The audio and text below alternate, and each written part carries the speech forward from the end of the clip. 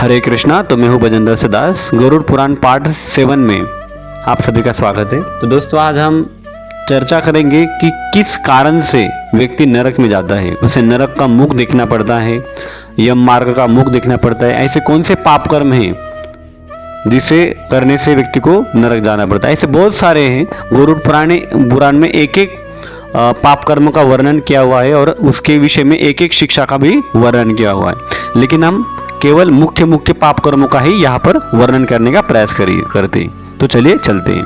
हरे कृष्णा।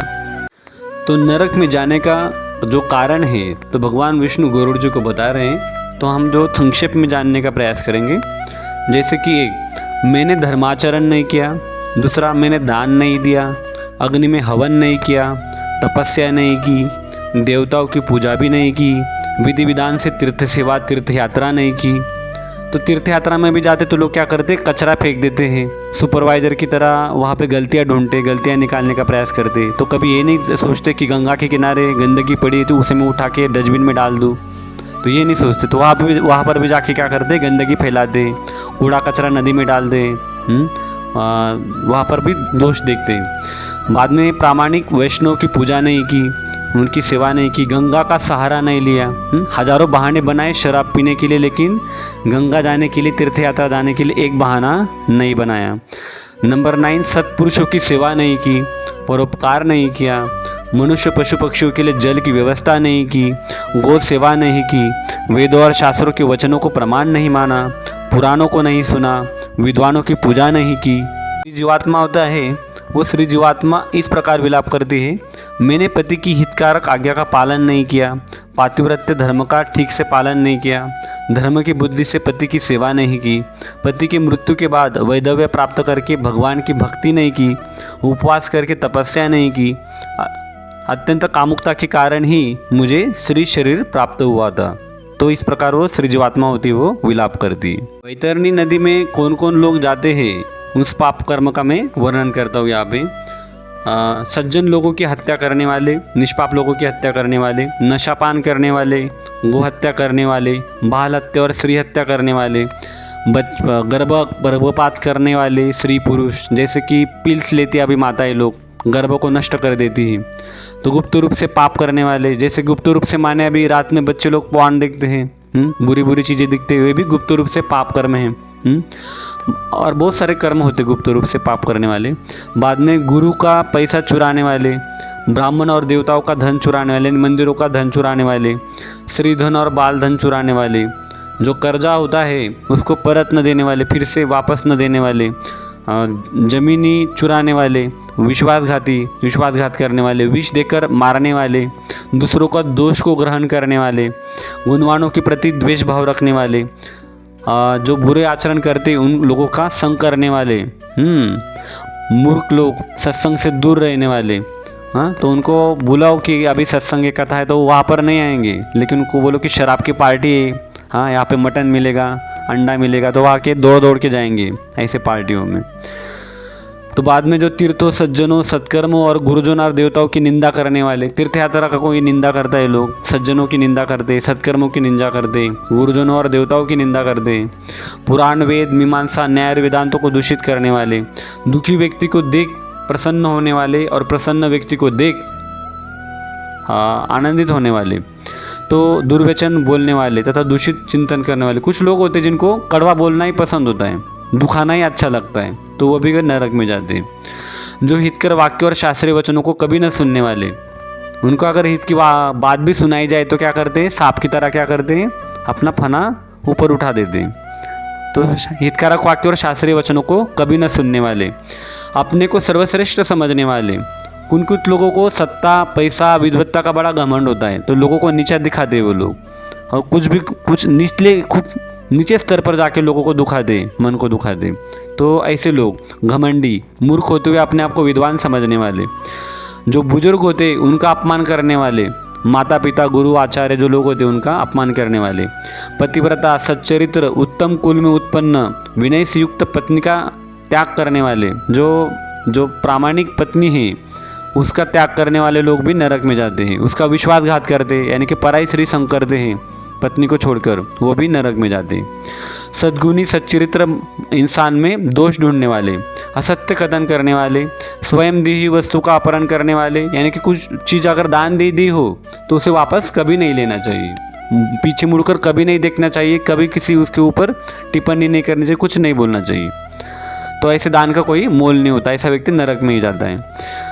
जो वैष्णव, जो ब्राह्मण होकर रस विक्रय करने वाला, इंद्र तृप्ति और पशु हत्या करने वाला, लोग इंद्र तृप्ति के लिए क्या करते हैं, पशु हत्या करते हैं, मांस पका कर खाते, सेल्फी लेते मटन खाते वक्त। हाँ, वो मांस भोजी सब लोग क्या होते हैं, नरक में जाते हैं। शराब पीने वाले, भारत में शास्त्रों को न पढ़ने वाले, शास्त्रों को पढ़ना चाहिए। व्याभिचार करने वाला, पराई स्त्रियों का अपहरण करने वाला, कन्याओं के साथ कामाचरण करने वाला, एक पतिव्रता नारी, सतीत्व नारी अपने पति से अच्छा प्यार करती तो उसको भ्रष्ट करने वाला, उसको मोहित करने वाला, सतीत्व नष्ट करने वाला भी नरक में जाता है, और कुछ नहीं। बाद में छल से धनार्जन करने वाले, चोर, यानी कि कुछ लोग भ्रष्टाचार करते हैं। 1 लाख रुपए पेमेंट है लेकिन किसानों से 500 रुपए की क्या करेंगे, रिश्वत लेंगे एक कागज़ के लिए। 1 लाख रुपए पगार होकर भी उसकी जो फाइल होती है वो 4 साल हिलती नहीं, जब तक उस पर वजन नहीं पड़ता, जब तक उसको लाच और पैसा नहीं मिलता। तो ऐसे लोग भी क्या होते हैं, नरक में जाते हैं।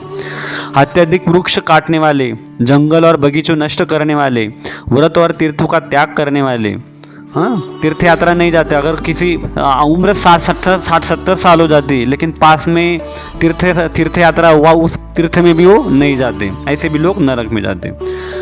बाद में विधवाओं का शील नष्ट करने वाला, जो विधवा होती है उनको भ्रष्ट करने वाले, उनका चरित्र भ्रष्ट करने वाले लोग। जो स्त्री अपने पति को दोष लगाकर पर पुरुष में आसक्त होने वाली होती है उसे शालमली वृक्ष द्वारा तोड़ा जाता है। तो कलयुग में ऐसी स्त्रियों की मात्रा बढ़ गई कि अपने पति पर कुछ भी आरोप लगा देती है, बहुत गंदा आरोप लगा देती है, और क्या करती है, पर पुरुष में आसक्त हो जाती है और व्याभिचार करना शुरू कर देती है। तो ऐसी औरतें भी क्या होती है, शालमली वृक्ष द्वारा तोड़ी जाती है।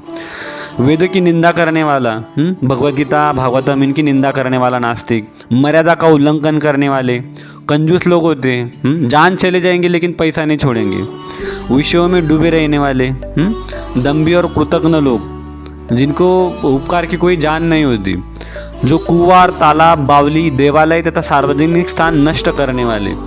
कुआं होता है उसमें पेशाब कर देंगे, विष डाल देंगे, तालाब होता है उसमें गंदा पानी छोड़ देंगे, बावलियाँ होती, देवालय होते उनको नष्ट कर देंगे, सार्वजनिक स्थान होते उनको नष्ट करने वाले, ब्राह्मण होकर गलत काम करने वाला और उसे नमस्कार करने वाला, जो ऐसा गलत आचरण करता है उसको ऐसे व्यक्ति भी नरक में जाते हैं। कामांध पुरुष रजस्वला स्त्री के साथ संग करता है पर्व के दिन यानी कि जैसे जन्माष्टमी ऐसे उत्सव है उस दिन मैथुन करता है तो वह भी नरक में जाता है। जब स्त्री रजस्वला होती है या फिर पर्व का दिन होता है जैसे कि दिवाली हो तो उस दिन क्या करना होता है, कभी इन क्रियाओं को नहीं करना होता है। अनाथ के ऊपर कृपा नहीं करते, सत्पुरुषों से द्वेष रखते हैं, निरपराध को दंड देते हैं, आध्यात्मिक गुरु को न मानने वाले, नास्तिक, मित्रद्रोही, दो प्रेम करने वाले व्यक्तियों में क्या करते हैं, भेदन कर देते हैं। तो प्रीति का कभी भेदन नहीं करना चाहिए। अगर 2 प्रेमी हो तो उनकी प्रीति में भेदन नहीं करना चाहिए। हाँ, व्याभिचार करने वाले पुरुष और स्त्री में भेदन कर सकते हैं, लेकिन जो 2 प्रेमी हैं और पति पत्नी बनने वाले आने वाले समय में निष्ठावान हैं तो उनमें कभी भेदन नहीं करना चाहिए। घरों में, जंगलों में आग लगाने वाले और नरक में ऐसे लोग नरक तक, प्रलय आने तक नरक में जाते हैं। और बाद में जो विवाह हो रहा है 2 पति पत्नियों में तो उनको भंग करते हैं, या तीर्थ यात्रा में जाने वाले लोगों को काम में क्या करते, विघ्न डालते हैं। ऐसे लोग कभी नरक से वापस नहीं आते। यानी आप मान लीजिए कि परमानेंट नरकवासी हो गए तो सोचिए कितना खतरनाक रहता होगा। तो ये सब लोग क्या होते हैं, नरक में जाते हैं। तो दोस्तों, आपको ये वीडियो अगर अच्छी लगी हो तो इसे ज़्यादा से ज़्यादा शेयर करें, कमेंट करें, लाइक करें और सब्सक्राइब करें और इसे ज़्यादा से ज़्यादा फैलाएं, जिससे हमारे सनातन धर्म का प्रचार हो, लोगों में जन जागृति हो और लोग सही मायने में अपने धर्म को फॉलो करें। तो आज के लिए इतना ही। हरे कृष्णा।